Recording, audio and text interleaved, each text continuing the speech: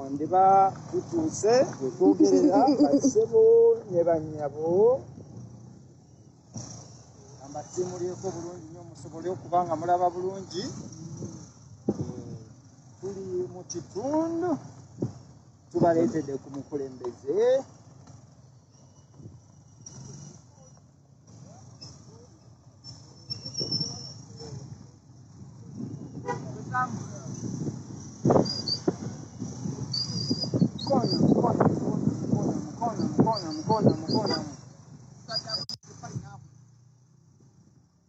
Okay, boterevu nkomyewo ku mukutu agagadde ogwa Sama Uganda Media abasebo ne banyabo tukomyewo ndowooza tuli mu kubanga tutuuka ate tugenda okubeera olunaku olwaleero bwe ntunatunulamu ndowooza twolekedde wetugenda okubeera basebo ne banyabo.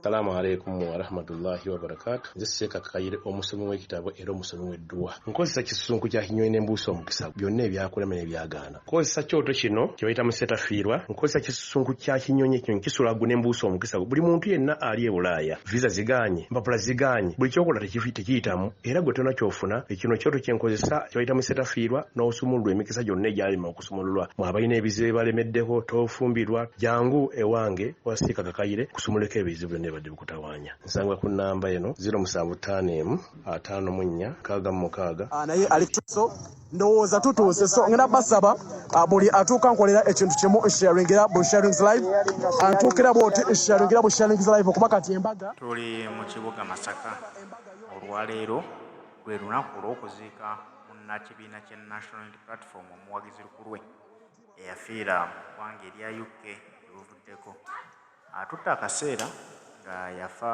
obululukuba nti omulambo gwaludde okukomezebwawo ku butaka e Uganda. Olwaleero lwe lunaku lwagalamiziddwa bijja bya bajjajjaabe disitulikiti y'e Lwengo. His Excellency Kyagulanyi Robert Ssentamu babadde bamukwano n'omugenzi Pascal. Bw'atyo yagambye nti tayinza butaziika ku mukwano gwe era olwaleero yeetadde mu ddene n'ayolekera ebitundu by'e Masaka. Wabula embeera bw'eti bwefaananako ng'abantu b'e Masaka balindiridde Kyagulanyi Robert Ssentamu ng'abatamulabangako. Bamulindiridde n'essanyu lingi era obalaba nti waakiri bakulaga nti bamusanyukidde bawandiise ebipande babitadde waggulu nga bagamba nti ababadde bayita bannannyini Masaka omuli Mwami Mpuuga ne munne Abedi Bwanika bye boogerako balimba. Bano babadde n'ennyonta eya His Excellency Kyagulanyi Robert Ssentamu era kyova olaba nti namungi w'omuntu akwatiridde awo alinze bulinzi okulaba ku mukulembeze w'abantu Kyagulanyi Ssentamu Robert. Bw'olaba bagalagezaako teesateesa naye mmwe mugalageeza nti ne Masaka yaffe.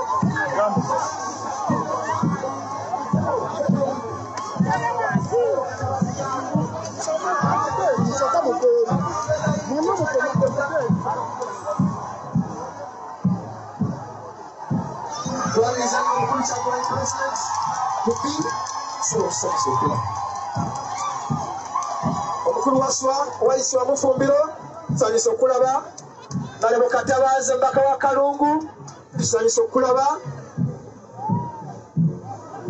Mukulu Kirumira MP2B Kyotera Kawunte tusanyusa okulaba abasigadde ffenna tujje mutuyambeko owekitiibwa Katikkiro ali mu ntebe mbegayiridde tumaliriza ffenna mukkirize ate obuvunaanyizibwa buno omutwalire ddala mukkirize bakulu bannamawulire munyambeko mbasabye busabi owekitiibwa Katikkiro ali mu ntebe ne commissioner munyambe buyambi bakulu mbegayiridde bakulu mbasaba bannamawulire kwatira essimu yo bw'otudde mbegayiridde bakulu kkiriza Your Excellency to be tusanyusa okulaba mukungu bagirako mukwano gwaffe Pascal mukulu wa Iswa Mufumbiro tusanyusa okulaba Honorable Katawazi MP Kalungu tusanyusa okulaba Honorable Kirumira Tubichotera tusanyusa okulaba Honorable Asmat Nabalamba MP2B Toto Midwest tusanyusa okulaba Honorable Julius Sentamu tusanyusa okulaba Honorable Kilo Kisasawa tusanyuse okubalaba bakulu mukirize lotoko bademba saba bakulu mumuyitewo abayitawo muyitewo erimu nesetinga owekitiibwa Katikkiro ali mu ntebe mutambule nga mulaba nalibwa alisina nungi kansala ku site naye tuli naye bakulu mukirize mu kiseera kino mwasanzewo enteekateeka Right Honorable Kyagulanyi Ssentamu wootuukidde nga tuli kubaka obwa famire bakulu mukirize maaso ga Katikkiro tebayitawo tuli mu Buganda nkwegayiridde bakulu nkomye okuyisa omuntu maaso g'okitiibwa Katikkiro kamera zonna mukwatire sayidi eri mbegayiridde bakulu tubegayiridde mudde wansi mukulu Isa nsaba ogoba abakulu abadde wansi tweyanzanye kale bannyabo ne basebo tukakaneko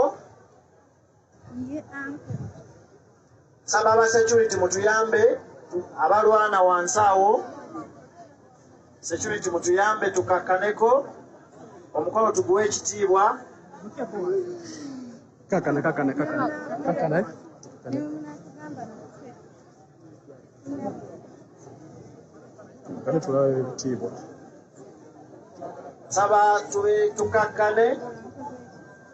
saba tukakkane tuwerekere munnaffe mu kitiibwa omukolo gwatambudde dda bulungi temugwonoona tubasaba mukakkane abagenyi baffe abazze okwerekera munnaffe Pascal Sekasamba nsaba tumuwerekere mu kitiibwa n'essanyu okuva ku makya tulina essanyu n'ekitiibwa nga tuwerekera munnaffe nsaba tulikuume banyabo ne bassebo twongera okwebaza abagenyi baffe mwenna abatuuse mu kifo kino okulaba nga tuwerekera munnaffe ku mbaga ye esembayo naye nsaba mukakkane famire eyogere nsaba tukakkaneko buli omu alina akatebe waatudde otuule tubeere mu mirembe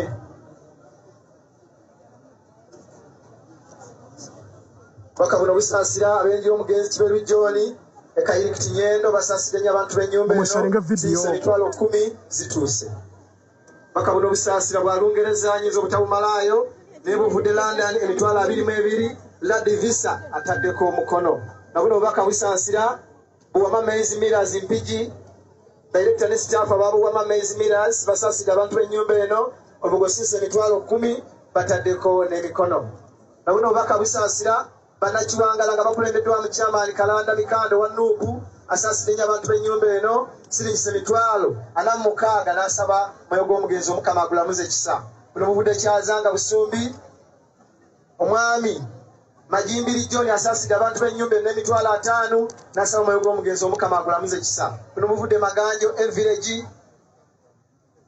Salongo Kigundu asaasire nnyo abantu b'ennyumba eno siringisa emitwalo 5 gituuse buno buvudde Nansana Ganda abenji omugenzi Bitali Waswe Manja babasaasidde nnyo omukofisa Mukose Mpija Peter yasaasidde emitwalo 8 n'assaako n'omukono Honorable Goleti Namuga mbaka Parliament wa Magola South asaasidde abantu b'ennyumba eno since emitwalo 20 buvudde Uganda Martyrs Catholic Church UK basaasidde nnyo abantu b'ennyumba eno ne basaba Katonda abagumye Robert Sebagala okuva UK ataddeko omukono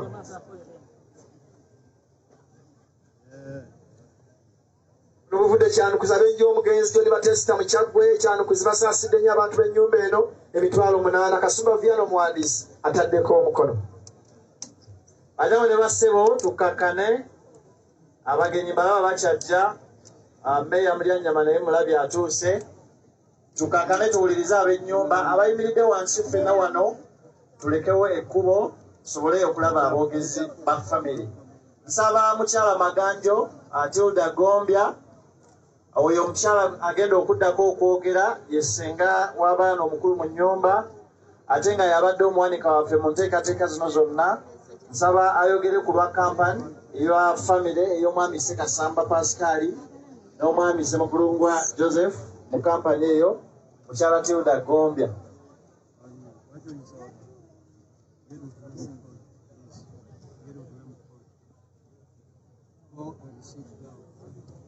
Ssebo mwalaze mwogerere mwana mukulu w'ekitundu kino tusanyuse nnyo okubalaba abakulu mu Buganda abakulu gavumenti ya Uganda abakulu mwenna buli omu mu kiti kye tusanyuse okubalabako maka g'omwami Peter Waswa wano naye yatugendako. Bannange tubeebaza okujja okutuziikirako Pascal. Mwebale nnyo, mwebalire ddala. Pascal ono nze omu ku bakozi ababadde bakola mu bizinensi y'okuweereza ebintu eri gy'ali. Pascal abadde musajja mukozi naye nga mukambwe nnyo. Pascal abadde mukambwe nnyo. Pascal tayagala bintu bikyamu, tayagala ebyo ebintu ebitali bya mulembe kubeera mu dduuka lye. Abantu b'e London mubadde mulaba ebintu Pascal byatunda nga bya mulembe. Pascal abadde akifaako nnyo okulaba nga atunda ebintu ebirungi. Abantu mwenna abavudde e London tweyanziza nnyo, mwebale omulimu gwe mukoze okulaba nga mutukomezawo Pascal, okulaba nga mumwagala Pascal. Mwebale kumubeererawo, mwebale tulaga omukwano Pascal gwe mubadde naye. Abantu bonna ababadde bakubaka ama Pascal nti tulina ebintu bye twagala e Uganda. Pascal njagala kundeetera kano, Pascal njagalayo kino. Jjukira oli kusama Uganda nanyini violence. Pascal abadde akubira nze essimu n'agamba gezaako okulaba nti oweereza kino, oweereza kino, oweereza kino. So abantu abali ebweru enamba yange esigadde kweri era tujja kusigala nga tukola nga Pascal bw'abaddewo. Abantu abali ebweru tubasaba mutukwasizeeko ku bizinesi ya Pascal. Abaana mubawe guidance. Bannange mwongere okutuyamba bizinesi eyongere maaso nga bwe tubadde. Bannange tusaba Mukama Pascal amuwe ekiwumulo eky'emirembe. Mwebale nnyo, mwebalire ddala okujja. Abaana ba Pascal tusaba Mukama abakuume, abongere omukisa, abakuze bulungi.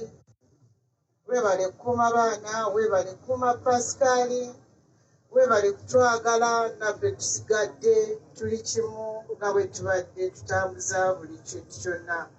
Tusaba Mukama abatambuze bulungi, abazze otuziikirako, abatubeereddewo bannanga amabugo okuva nga munaana tubadde tuspendinga ssente buli lunaku. Ababadde bajja e Lubaga kuba tubadde n'ebitambiro bya mmisa buli kaseera e Lubaga nga tusabira Pascal. Bafaaza mwenna abatusabidde mwebale nnyo, mwebalire ddala. Bannange tusaba tusigale nga kyekimu. Omukama Pascal amuwe ekiwumulo ekitagwawo. Tweyanziza nnyo. Obubaka obw'ebyobufuzi bugenda kuyitawo naye mutuleke nga famire tumalirize obunyomero obusembayo obutono buno. Nsaba abaana Nathan Boss and Bugembe, on behalf of your siblings, kindly come and speak to this congregation. Bugembe and Nathan, come forward. Come and speak to the mourners. Bano be mulaba be bamulekwa be bagenda otuwa obubaka bwabwe, Nathan Bossa ne Bugembe. Nsaba abaana mwenna mujje muyibirire wano nga bannammwe boogera. Bano be mulaba bano abagenda otuwa obubaka be baana b'omugenzi.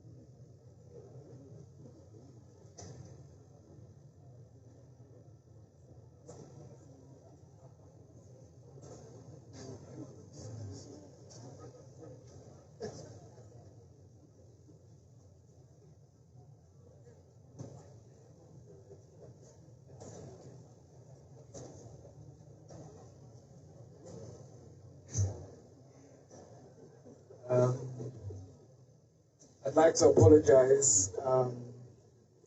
My Luganda is an accent, so I'll speak in English. I'd like to thank you all so much for coming today. This month has been a shock to us all. My dad, as we can see today, was a man of the community.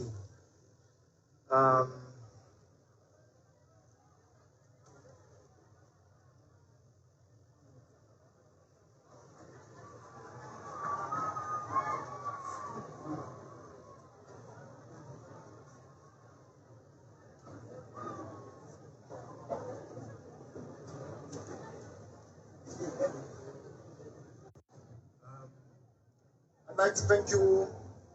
God bless you. Every contribution that's been given, God will reward you. Amen.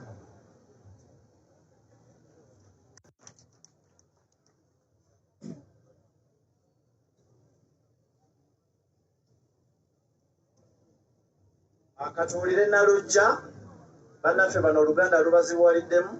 Let's hear from Nalujja.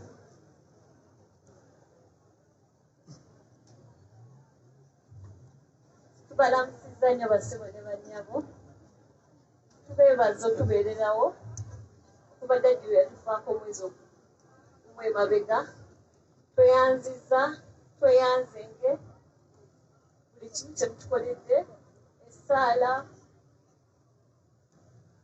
tweyanziza obuyambi, ssente, mwebale nnyo kwagala Daddy, Katonda abagizeewo. Daddy, we miss you. Tweyanze. Daddy, mumulabire. Abo be bamulekwa, mwebale nnyo Nathan Bosa, Bugembe ne Nalujja. Tusigazaayo obubaka bwa mirundi ebiri. Ngenda kusaba Mama Mire ajje awe obubaka bwa Namwandu, Mama Eva, nga n'omukulu w'ennyumba bwe yeteekateeka agenda kujja wano ne Taata Kevin Nsubuga batuwe obubaka obusembayo ku lw'ennyumba. Nsaba Mama Mire wonna w'oli osembereko wano otuwe obubaka bwa maama waffe Eva Nakku, akubanga ntegeddeko yetagenda kusobola kwogera mugonvu nnyo. Nsaba omukulu w'ennyumba w'oli wonna ne Taata Kevin mweteeketeeke mutuwe obubaka obusembayo bwa family, ate tugende mu kanyomero akalala. Omukyala Anti Mire nsaba osembereko wano otuwe obubaka bwa Mama Eva, ate tufune obubaka obuggalawo akanyomero ka family. Nsaba twangweko olw'embeera y'obudde, ate nga tulina okugalamiza munnaffe mu kitiibwa wamu mu ssanyu. Twongera okwebaza abagenyi baffe mwenna, abantu abavudde ewala, ab'e UK, ab'e Uganda, n'abatukwatiddeko mu nsonga y'ensimbi okulaba nga tufuna omukolo omulungi bwe guti ogw'okwerekera Mwami Pascal Ssekasamba. Abakozi b'emulago mwenna abazze ku lwa Ssenga Musawo, mwebale kujja. Ono yagenda owa obubaka bwa Namwandu.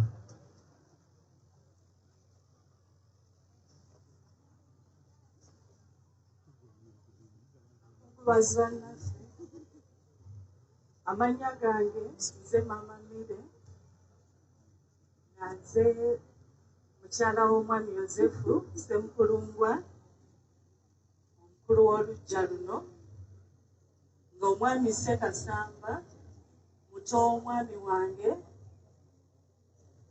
era mutabani wange. Obubaka bwe nnina buvudde eri omukyala Eva Nakku Ssekasamba, nga mu ssaawa eno tasobodde kuyimirira wano okubawa obubaka bwe kubanga mukosefu nnyo, mumusabire wamu n'abaana. Asookedde ddala okubawa ekyawandiikibwa. Ekyawandiikibwa kino kivudde mu omubuulizi Osonyiwa ngezeeyo katono ndaabwanika ayagala kaaba. Essula ya 3 n'ayagala mugisome wamu naye okuva essula esooka paka ku ssula y'omunaana. Era egenda bw'eti munansonyiwa. Buli kintu kiriko entuuko yaakyo na buli kigambo ekiri wansi w'eggulu kiriko ekiseera kyakyo. Ekiseera eky'okuzaalirwamu n'ekiseera eky'okufiiramu. Ekiseera eky'okusimbiramu n'ekiseera eky'okusimbuliramu ekyo ekyasimbibwa. Ekiseera okuttiramu n'ekiseera eky'okuwonyezaamu. Ekiseera eky'okwambizaamu n'ekiseera eky'okuzimbiramu. Ekiseera eky'okukaabiramu amaziga n'ekiseera eky'okusekeramu. Ekiseera eky'okuzibiramu. Ekiseera eky'okusuliramu amayinja n'ekiseera eky'okukuŋŋaanyizaamu amayinja. Ekiseera eky'okugwiramu mu kifuba n'ekiseera eky'obutagwiramu mu kifuba. Ekiseera eky'okunoonyezaamu n'ekiseera eky'okubuulirwamu. Ekiseera eky'okukuumiramu n'ekiseera eky'okusuliramu. Ekiseera eky'okulinzaamu ne luseera, eky'okutugiramu, ekiseera eky'okusirikiramu n'ekiseera eky'okwogereramu. Olusemba nga lugamba nti olunyiriri olusemba, ekiseera eky'okwagaliramu n'ekiseera eky'okukyayiramu. Ekiseera ekyokulwaniramu n'ekiseera eky'okutabaganiramu. Bane munsonyiwe kanjizeko keewo bwanneka. Eyo ekyawandiikibwa ekyo kyasibiridde abakungubazi. Kati neezira ku bubaka bwe. Omukyala Eva asookera ddala okwebaza Eklezia eya wano ne Eklezia mu England. Mwebale nnyo, mwebalire ddala. Mwebale nnyo okubali ow'emyoyo n'okubabeererawo mu kiseera ekizibu ennyo. Ekintu ekikulu kye badde basinga okwetaaga ye n'abannyumba ye abaana kibadde ekigambo kya Katonda ng'ate paka ku ssaawa eno temukooye kukiweereza. Yeebazizza ebitambiro by'emmisa ebiviiridde ddala nga 8 okuva omwami we bwe yava mu bulamu bw'ensi eno paka wano olunaku lwaleero. Father Semogerere njagala gisanyusa kyokka nze nankankana naakava Saudi. Ekyokubiri ne yeebaza Ugandan Embassy okuva e Bungereza olw'okubasobozesa mu ngeri esingayo obwangu okumusobozesa okuzza omukungu wamu n'abaana baabwe. Tubeebaliza ddala. Ekyokusatu n'angamba ntunuulire ettenti ebuddemu abantu abavudde e Bungereza. Mbalaba buli kimukuta mbalaba. Mwebale nnyo bannaffe, mwebalire ddala. Mwebale kutindika bwanika n'empuuga mbalaba. Mwebale nnyo wallahi mbalaba. Abatasobodde kujja ku lugendo luno mbeebaza. Mwebale kutudduukirira ku nduulu eyasookera ddala nga tufiiriddwa omwagala waffe mu Island. Naddako famiri y'omwami we, naddala balamu be ababalaza omukaano omuyitirivu. Tweyanziza nnyo, tweyanzeege. Naddako ku bakwano baabwe bonna ababeera wano n'ababeera England. Mwebale nnyo, mwebalire ddala kubanga ne ku ssaawa eno ensembayo omuntu yandirowoozezza nti abantu bakooye, naye tukyafunira ddala obubaka buyitirivu nnyo obw'essente n'obw'ekigambo. Mwebalire ddala. n'addamu okubagamba ab'e London, edduuka lyaffe will remain open on the same address with the same products and same services. Please continue supporting us. Okutandikira ddala obulamu musharinga vidiyo kubaki abalaga ebyakabi yenze sama wammwe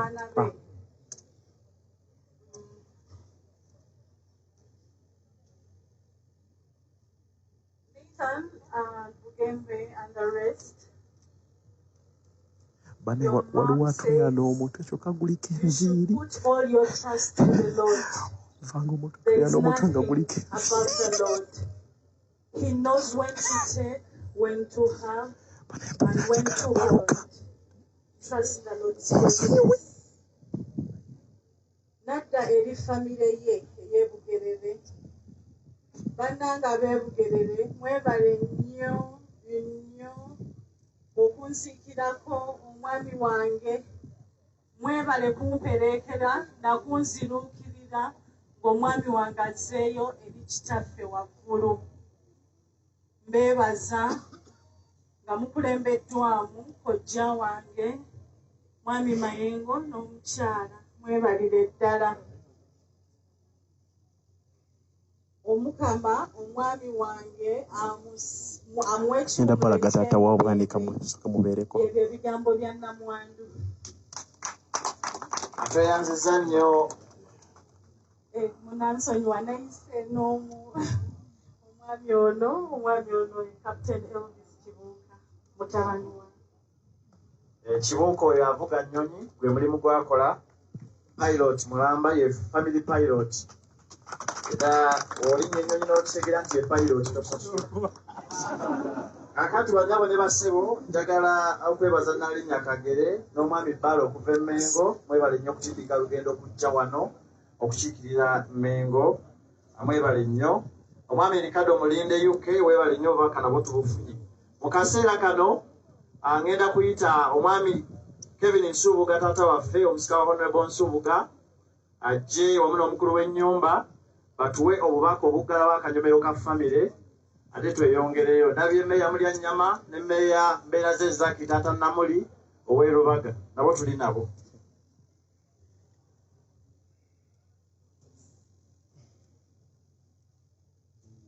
Sebo wa Father Semongere, Father Kasule, Father Nicholas. Sebo Nnalinnya. pulezidenti akamaka ayogedde agambye mbalabye ekaza mbalabye abakulembeze baffe ebyobufuzi abakulembeze baffe mwenna ddiini ez'enjawulo bakungubazi bannange bataka bannange okusookera ddala kiseera kya nnaku nnyo kiseera kizibu nnyo eri famire naye mu kiseera kino muzikirize okusooka okubeebaza mwena abasobodde okujja okutuwerekera okuziika okuwerekera anku waffe ono Pascal Ssekasamba. Sebo Father n'abakulembeze mwenna abaliwo bingi byogeddwa bingi bigenda kwogerwa ku anku naye ffe nga famire tuguddemu eddibu eddala eddene. Ekiseera kino twetaaga Saala, twetaaga omukwano, twetaaga obwasseruganda era mbadde nsaba mwenna bwe tuva wano temutwerabira, bwe tuva wano musigale naffe. Okuva anko bwe yaso omukako okusembayo ennaku z'omwezi 8 omwezi oguwedde ensi ebadde ekyuse naddala mu famire naye singa temubadde mmwe simanyi nawe twalibadde era tubeebaliza ddala mwebale nnyo mwebalire ddala okutulaga omukwano guno feno gye tubeera ebiseera ebisinga gye tubeera ffe tubadde tetumanyi bano abantu bano emikwano n'erinnya lye bakoze. Uncle Pascal abasinga naddala abantu abatizza eggendo okuva e London.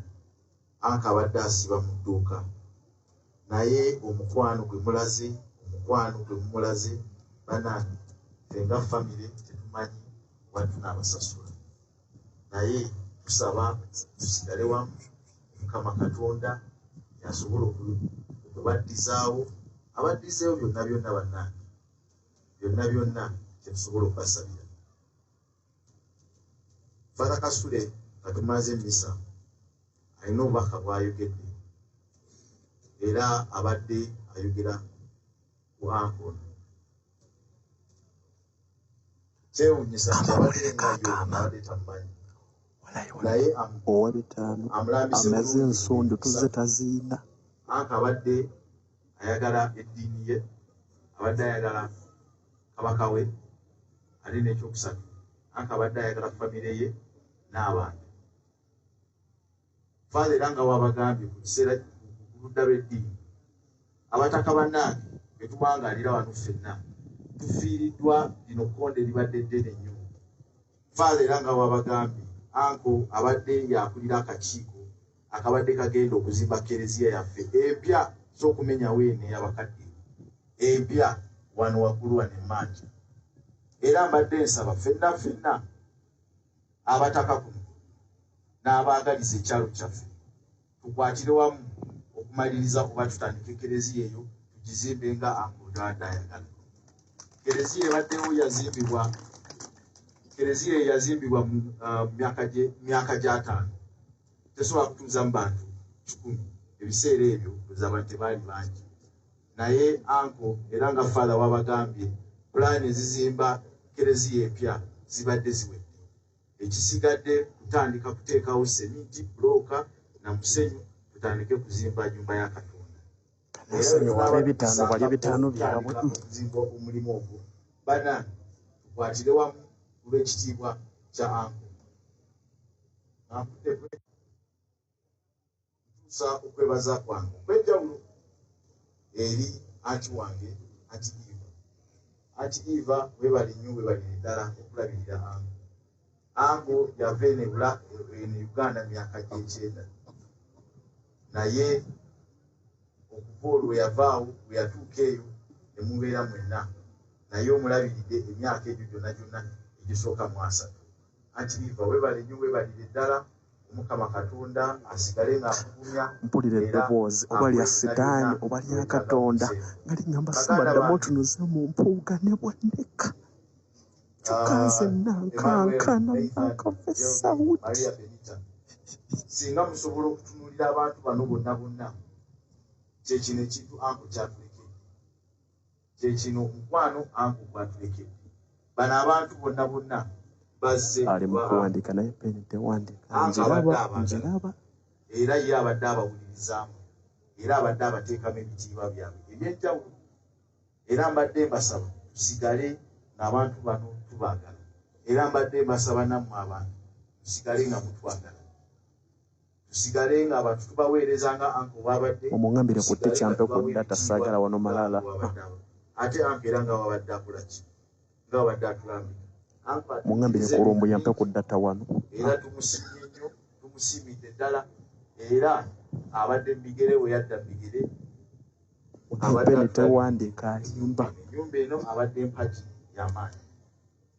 Father bw'abadde ayogera Father Kasule mubaka bwe obadde busembayo ayogedde ekintu kimu buli we tuwerekera abantu mu nnyumba zaabwe zerubeerera ebiseera ebisinga ekintu kirina okusigala mu mutwe kubeera nti ngizeemu ki omuntu ono muyigiddeko ki. Anko ono tabadde muntu wa byabufuzi ennyo naye abadde amanye ekintu kimu kuwuliziganganya era ekintu ekyo kyamaanyi nnyo. Tusigale nga tuwuliziganganya lwe nga tuweewa ekitiibwa weewo tetusobola okusasula Anko naye nga tuvudde ku ekyo beebaza nnyo mwebalire ddala okujja mu bungi ewaffe eno si kumpi naye mwebale nnyo okutiika eggendo lino.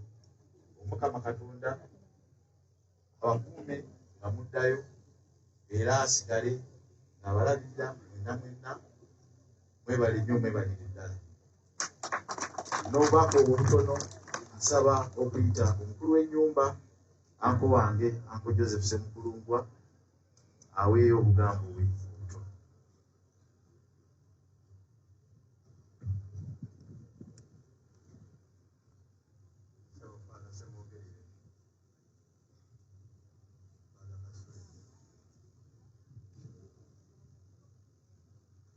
Sebo, Father Semogere,